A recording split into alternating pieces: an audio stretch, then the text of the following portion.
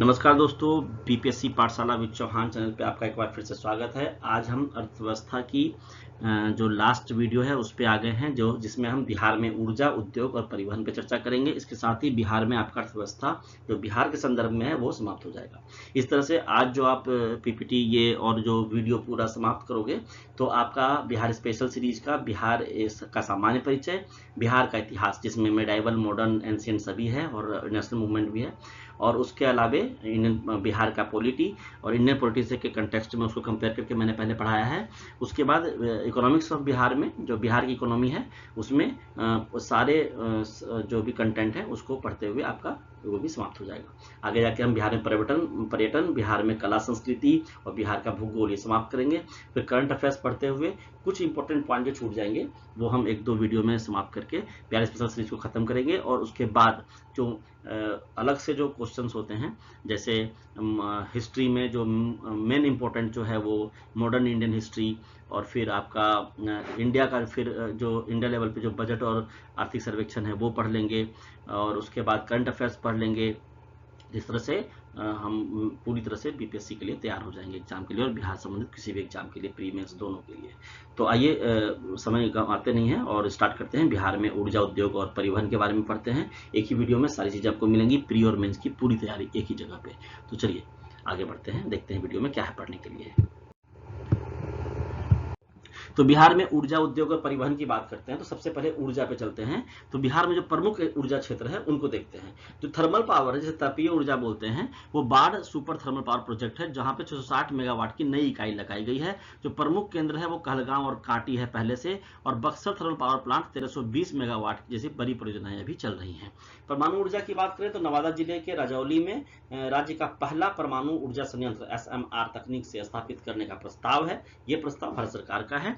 और सौर ऊर्जा की बात करें तो प्रधानमंत्री सूर्य घर मुफ्त बिजली योजना के तहत रूफटॉप सोलर को बढ़ावा दिया जाता है। आपने छत पे लगा लीजिए सोलर, और आपको 300 यूनिट तक मुफ्त बिजली इससे मिल जाती है। ऊर्जा सुधार की बात करें तो 2 लाख करोड़ रुपए से अधिक की योजनाएं लागू की गई हैं। और प्राकृतिक गैस की बात करें तो प्रधानमंत्री ऊर्जा गंगा परियोजना के तहत डोभी दुर्गापुर प्राकृतिक गैस पाइपलाइन का विकास किया जा रहा है, जो बिहार सहित कई राज्यों को गैस कनेक्टिविटी प्रदान करती है। आगे चलते हैं, देखते हैं हमें ऊर्जा में और क्या पढ़ना है। आगे हम ऊर्जा में एक बहुत ही इंपॉर्टेंट है, वो है विक्रम लॉक नहर तट सौर ऊर्जा परियोजना। इसके बारे में डिटेल में जान लेते हैं क्योंकि ये प्रश्न पूछा जाता है एग्जाम में। जो विक्रम लॉक नहर तट सौर ऊर्जा परियोजना है, ये बिहार का जल जीवन हरियाली मिशन के तहत इसको लाया गया है, यही पहल था। तो इसकी श्रेणी क्या है, विवरण क्या है, कार्यक्रम क्या था? कार्यक्रम का नाम था विक्रम लॉक नहर तट और सौर ऊर्जा परियोजना, और पटना में इसका उद्घाटन होता है। स्थान है विक्रम, एक जगह है पटना में, मुख्य नहर नहीं है, मुख्य शहर है से के 2 किलोमीटर के खंड के किनारे है। और स्थापित क्षमता इसकी 2 मेगावाट है। भूमि क्षेत्र 5.7 एकड़ जल संसाधन विभाग द्वारा दिया गया है ये भूमि, उस पर ये कार्यान्वित है। और कार्यान्वयन मॉडल जो है वो रेस्को, नवीकरणीय ऊर्जा सेवा कंपनी जो मॉडल है वो निजी फॉर्म द्वारा संचालित किया जा रहा है। किस पहल के तहत ये आया है? तो भारत का जल जीवन हरियाली मिशन, JJHM, जल जीवन हरियाली मिशन। अब ये JJHM क्या है उसके बारे में समझ जाइए। JJHM जो है वो लॉन्च किया गया था 2019 में। JJHM का फुल फॉर्म है जल जीवन हरियाली मिशन। तो मैं JJHM बोलूंगा तो आप समझ जाना कि मैं जल जीवन हरियाली मिशन बोल रहा हूँ। तो जो पहल था वो था JJHM। जो JJHM का लॉन्च वर्ष है, किस वर्ष लॉन्च हुआ? 2019 में हुआ। इसका नोडल विभाग कौन सा है? तो ग्रामीण विकास विभाग बिहार सरकार है। ऐसे प्रश्न आते हैं कि किस विभाग से ताल्लुक रखता है। पंजीकरण क्या है? तो सोसाइटी पंजीकरण अधिनियम 1860 के तहत स्वायत्त निकाय है। JJM का नारा क्या है? तो जल जीवन और हरियाली तभी होगी खुशहाली, ये इसका नारा है। JJHM के मुख्य उद्देश्य क्या है? जलवायु स्थिरता, जल संरक्षण, नवीकरणीय ऊर्जा को बढ़ावा देना। और जो 11 सूत्रीय एजेंडा है उसमें मुख्य रूप से जल संरक्षण, सौर ऊर्जा को बढ़ावा देना और वर्षा जल संचयन शामिल है। इस तरह से हमने विक्रम लॉक नहर तट सौर ऊर्जा परियोजना को पढ़ा, जो कि बिहार का जल जीवन हरियाली मिशन पहल के तहत लगाया गया है। आगे देखते हैं हमें और क्या पढ़ना है ऊर्जा में। आगे है बिहार में पहला परमाणु ऊर्जा संयंत्र। ठीक है, बिहार में एक लघु modular reactor SMR, small modular reactor आधारित राज्य के पहले परमाणु ऊर्जा संयंत्र की घोषणा की गई है। यह संयंत्र की घोषणा, जिसकी घोषणा केंद्रीय बजट 2025-26 में घोषित परमाणु ऊर्जा मिशन के तहत स्थापित किया जाएगा।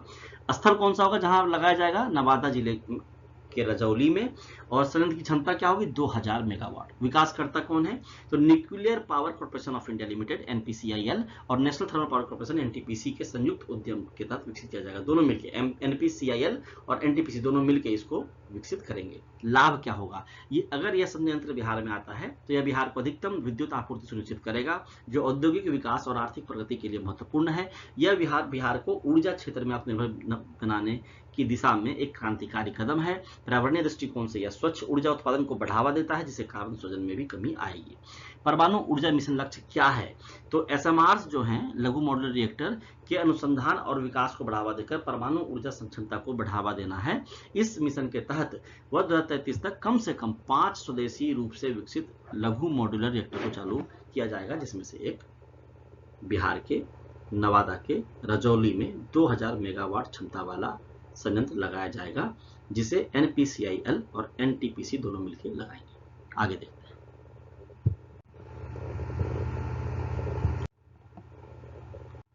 परमाणु ऊर्जा अधिनियम 1962 तथा परमाणु क्षति के लिए नागरिक दायित्व अधिनियम में संशोधन किया जाएगा। ये सब करने के लिए बिहार में पहला परमाणु ऊर्जा संयंत्र फिर से देख लेते हैं। महत्व क्या है, वर्ष 2047 तक 100 गीगावाट परमाणु ऊर्जा क्षमता एवं वर्ष 2070 तक शुद्ध शून्य कार्बन उत्सर्जन लक्ष्य को पूर्ण करने के अनुरूप है। वर्तमान में भारत अपनी ऊर्जा आवश्यकताओं के लगभग 75% के लिए कोयले जैसी पारंपरिक स्रोतों पर निर्भर है, इसलिए हमें परमाणु ऊर्जा चाहिए। इसलिए यह मिशन जो है वो परमाणु ऊर्जा को एक महत्वपूर्ण स्रोत के रूप में स्थापित करने के लिए महत्वपूर्ण होगा। अब SMR क्या है, इसके बारे में समझिए, सब मेंस के लिए आपको बहुत इंपॉर्टेंट है, यहाँ से सुन लीजिए। ये छोटे परमाणु रिएक्टर हैं जो प्राय 300 मेगावाट से कम विद्युत का उत्पादन करते हैं। यह पारंपरिक प्रेशराइज्ड हैवी वाटर परमाणु रिएक्टर PHWR प्राय 500 मेगावाट या पारंपरिक या अधिक विद्युत क्षमता की उत्पादन की क्षमता रखते हैं। ये अपेक्षाकृत सरल एवं मॉड्यूलर डिजाइन है। देखिए, जो छोटे परमाणु रिएक्टर हैं SMR वो 300 मेगावाट से कम क्षमता रखते हैं, और जो पारंपरिक प्रेशराइज्ड हैवी वाटर परमाणु रिएक्टर हैं वो 500 मेगावाट या उससे अधिक क्षमता रखते हैं। ठीक है, तो ये SMR जो है वो इनके अपेक्षाकृत ज़्यादा सरल और मॉड्यूलर डिजाइन के हैं। पारंपरिक रिएक्टरों की तुलना में आकार में ये बहुत छोटे होते हैं, इनमें लागत प्रभावी होता है, इनमें कारखाने का निर्माण किया जाता है और कम स्थान घेरते हैं, साथ ही लचीला परिचालन भी इनका होता है, आराम से डिस्ट्रीब्यूट हो जाता है। वर्तमान में दुनिया भर में लगभग 80 वाणिज्यिक SMR डिजाइन पर काम चल रहा है, जिसमें से भारत का अपना भारत स्मॉल मॉड्यूलर रिएक्टर भी शामिल है। वर्तमान सरकार ने अगले दशक में लगभग 40-50 ऐसे परमाणु रिएक्टर लगाने का लक्ष्य रखा है, मोदी सरकार ने। आगे चलते हैं, उद्योग में और क्या देखने को मिलेगा, आगे चलते हैं। उद्योग में ऊर्जा हो गया, उद्योग की बात करते हैं। कम विकास दर के साथ बिहार का उद्योग क्षेत्र अच्छी स्थिति में नहीं है। बिहार में कृषि है, खनिज है, लेकिन उद्योग का विकास नहीं है। तो जो सबसे कम विकास दर है राज्यों में वो बिहार की है, और इस तरह से औद्योगिक क्षेत्र की स्थिति अच्छी नहीं है। राष्ट्रीय औसत जो 20.1% है, उसकी तुलना में बिहार के औद्योगिक क्षेत्र का राज्य के कुल घरेलू उत्पाद में जो आय में जो योगदान है वो 3.2% का है। अगर राष्ट्र में देखें तो जहां उद्योग का योगदान राष्ट्र के GDP में 20.1 है, 20.1 है, वहीं बिहार के GDP में बिहार के उद्योग का 3.2% है, तो बहुत ही कम हो गया। 3 सर्वोच्च प्राथमिकता वाले उद्योग की बात करें बिहार में तो खाद्य प्रसंस्करण, सूचना प्रौद्योगिकी और इलेक्ट्रॉनिक्स तथा वस्त्र एवं चमड़ा उद्योग है। राज्य के कुछ तेजी से विकसित हो रहे क्षेत्र जो हैं वो है खाद्य प्रसंस्करण, डेयरी, चीनी, विनिर्माण और स्वास्थ्य सेवा इसमें शामिल है, जो तेजी से विकसित हो रहे हैं। अब इसको पॉइंट वाइज देखते हैं। तो अधिकांश उद्योग कृषि पर आधारित हैं। डचों ने 1840 में पहला चीनी उत्पादन उद्यम स्थापित किया था। बिहार राज्य दुग्ध सहकारी संघ कॉन्फेड की स्थापना 1983 में हुई थी। भागलपुर क्षेत्र में रेशम उद्योग के विकास की अपार संभावनाएं हैं। बिहार में चाय उद्योग का भी विकास हुआ है। बिहार के किशनगंज जिले में चाय उद्योग का अधिकांश हिस्सा स्थित है। पूर्णिया जिले के मारांगा को जूट पार्क में परिवर्तित किया जा रहा है। अन्य उद्योगों के साथ साथ चमड़ा उद्योग भी बिहार में स्थित है। मुजफ्फरपुर और मोकामा चमड़ा उद्योग के प्रमुख केंद्र हैं, और कार्यरत उद्योगों की सीमित संख्या के कारण अधिकांश कच्चा माल कोलकाता, कानपुर, चेन्नई भेजा जाता है। यहाँ पे लोगों की कार्य करने की क्षमता वैसी नहीं है, उद्योग का अभाव है, इसलिए कच्चा माल को कोलकाता, कानपुर, चेन्नई भेजा जाता है, और यहीं पर हमारे ही बिहारी लोग जाके काम करते हैं कारखानों में, और उस स्टेट की GSDP बढ़ाते हैं। सोचने वाली बात है। बरौनी रिफाइनरी की बात कर लेते हैं। उद्योग अगर बात हो रही है तो इसका स्वामित्व तो इंडियन ऑयल कॉर्पोरेशन के पास है, IOC के पास है बरौनी रिफाइनरी। यह बेगूसराय में स्थित है, बेगूसराय जिला है। इसे अपना तेल असम के नुमालीगढ़ तेल क्षेत्र से प्राप्त होता है। ठीक है, अब बिहार औद्योगिक क्षेत्र विकास प्राधिकरण BIADA की बात कर लेते हैं। तो बिहार में औद्योगिकरण को समर्थन देने के लिए BIADA की स्थापना 1974 के अधिनियम के तहत की गई। पटना, दरभंगा, मुजफ्फरपुर और भागलपुर में स्थित कार्यालयों ऑफिसेज के साथ इसके 4 क्षेत्रीय कार्यालय हैं। पटना, दरभंगा, मुजफ्फरपुर और भागलपुर। BIADA के कार्यालय 4 जगहों पे हैं बिहार में। Bharat wagon and engineering company limited की बात करते हैं तो यह सार्वजनिक क्षेत्रीय कंपनी जो है वो मोकामा में स्थित है। यह रेलगाड़ियों का निर्माण करती है। तो बरौनी पढ़ लिया, BIADA पढ़ लिया, भारत वैगन पढ़ लिया। आगे देखते हैं उद्योगों में क्या। उद्योग में जो जिले हैं और जो जगह है वहां से कौन सा उद्योग जुड़ा हुआ है ये पढ़ लेते हैं। बिहार के कुछ प्रमुख औद्योगिक स्थल, बिहटा चीनी, ये बिहटा नहीं है, ये बिहटा है। बिहटा है पटना के पास है, दानापुर के पास, जहाँ पे एयरपोर्ट स्थित है। तो बिहटा चीनी, भागलपुर तुषार रेशम, बिहार शरीफ तंबाकू, डुमराव, डुमराव नहीं है, डुमराव है, डुमराव सूती वस्त्र लालटेन, दीघा ये भी पटना के पास है, चमड़ा बियर, जो डुमराव है वो बक्सर के पास है, ठीक है। दरभंगा पेपर, डालमिया नगर सीमेंट, गया चीनी लाख सूती वस्त्र चमड़ा के लिए प्रसिद्ध है, हाजीपुर प्लाईवुड के लिए प्रसिद्ध है, कटिहार जूट माचिस की तीली का उद्योग यहाँ पे है, मोकामा चमड़ा और रेल वैगन का उद्योग यहाँ पे है, मुंगेर बंदूक और सिगरेट फैक्ट्री, ये मंगल नहीं है, माफ कीजिएगा, ये टाइपो एरर है, मुंगेर है ये, यहाँ बंदूक और सिगरेट की फैक्ट्रियां होती हैं। पटना पटाखे और सूती वस्त्र के लिए है, और समस्तीपुर पेपर मिल और चीनी के लिए है। ये जो मुख्य स्थल है बिहार के जो उद्योग से संबंधित है। हालांकि उद्योग की कंडीशन हमारे यहाँ सही नहीं है। अब परिवहन में आ जाते हैं।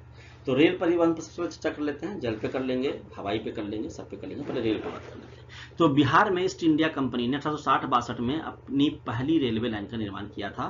3 रेलवे लाइन है यहाँ पे, उत्तर पूर्वी रेलवे उत्तरी बिहार में, पूर्वी मध्य रेलवे दक्षिणी बिहार में, और उत्तर पूर्वी सीमांत रेलवे उत्तर पूर्वी बिहार में। तो पहले उत्तर पूर्वी रेलवे उत्तरी बिहार की बात करते हैं। तो उत्तर पूर्वी रेलवे भारत के भारतीय रेलवे के 19 रेलवे जोन में से एक है। टोटल जोन कितने हैं? 19 में से एक ये है।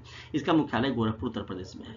अब पूर्वी मध्य रेलवे जो दक्षिण बिहार में है वो जो है वो पूर्वी मध्य रेलवे का मुख्यालय बिहार के ही वैशाली जिले के हाजीपुर में स्थित है। पटना से एक महात्मा गांधी सेतु है, उसको आप पार करोगे हाजीपुर आ जाएगा। उत्तर पूर्वी सीमांत रेलवे की बात करें जो उत्तर पूर्वी बिहार में स्थित है, इसका जो मुख्यालय है वो मालीगांव गुवाहाटी असम में स्थित है।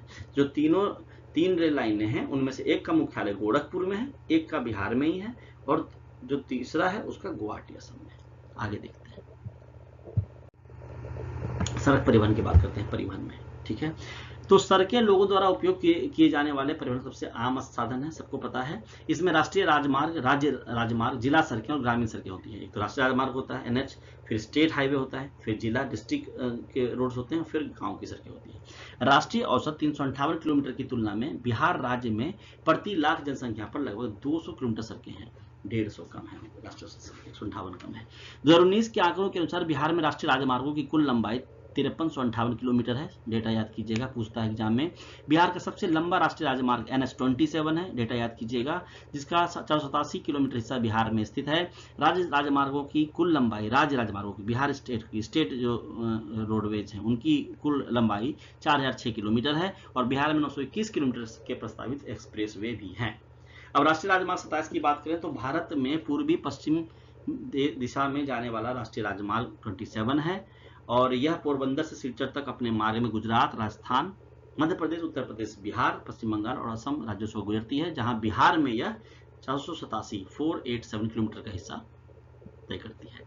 अब यह जो NHAI के NSEW कॉरिडोर का एक हिस्सा है, और भारत का दूसरा सबसे लंबा राष्ट्रीय राजमार्ग है NH44 के बाद। NH44 के बाद NH27 दूसरा सबसे बड़ा NH हाईवे है, NH है, जो कि बिहार से गुजरता है, और बिहार में जो इसका पार्ट है वो 487 किलोमीटर है। पूर्व पश्चिम गलियारा की बात कर लेते हैं। तो यह सिलचर से को पोरबंदर से जोड़ता है।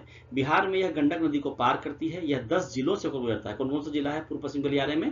किशनगंज, कटिहार, पूर्णिया, अररिया नहीं, अररिया है, सुपौल, मधेपुरा, दरभंगा, मुजफ्फरपुर, पूर्वी चंपारण और गोपालगंज। आगे चलते हैं।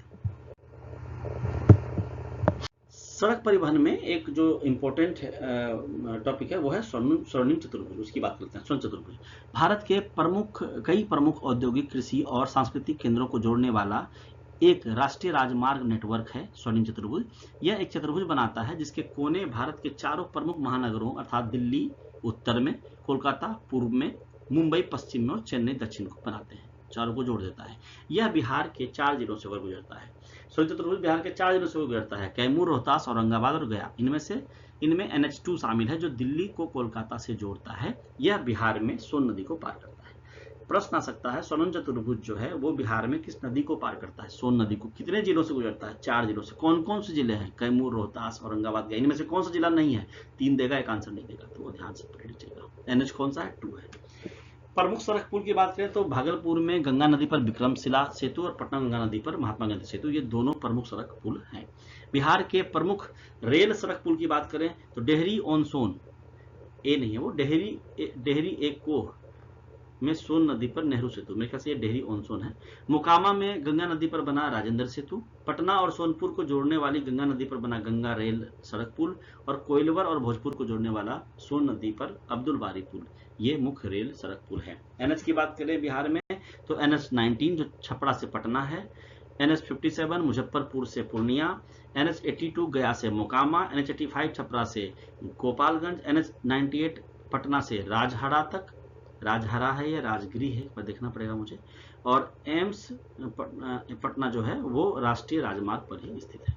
आगे चलते हैं, हवाई परिवहन की बात करते हैं। हवाई परिवहन में बिहार में 2 अंतर्राष्ट्रीय हवाई अड्डे हैं, गया और जयप्रकाश नारायण।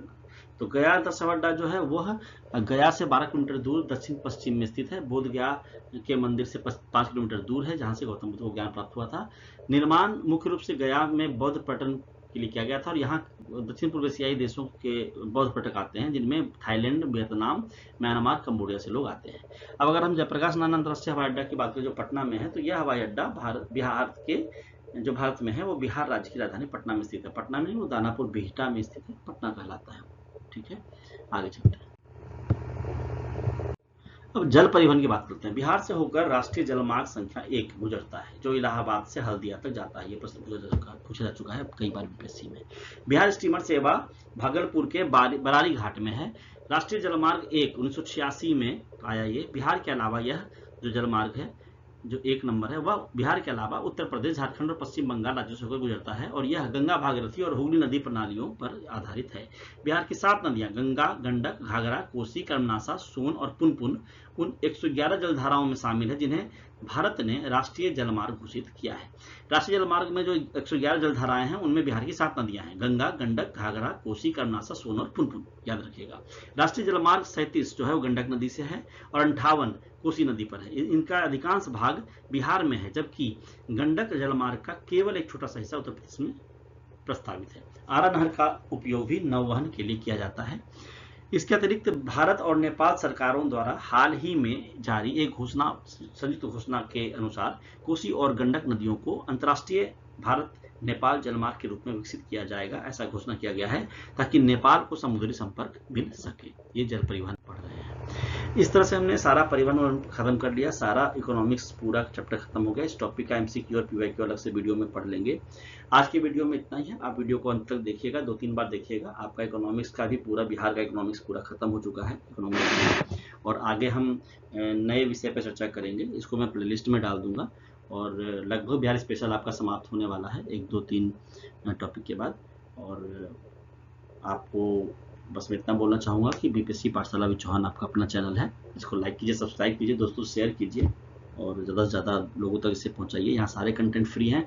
बीपीएससी या बिहार से संबंधित किसी भी एग्जाम की तैयारी, प्री मेंस की तैयारी बिल्कुल फ्री यहाँ पे है। सारा कंटेंट मिलेगा, टॉपिक वाइज मिलेगा, सिलेबस वाइज मिलेगा, ऑथेंटिक सोर्सेज से लेता हूँ मैं कंटेंट को, और आपको कहीं और जाने की जरूरत नहीं पड़ेगी। प्री मेंस, ऑब्जेक्टिव और मेंस आंसर राइटिंग सब एक ही जगह पे मैं करा दूंगा आपको। ठीक है, तो आज की वीडियो में इतना ही है। पढ़ते रहिए, मस्त रहिए।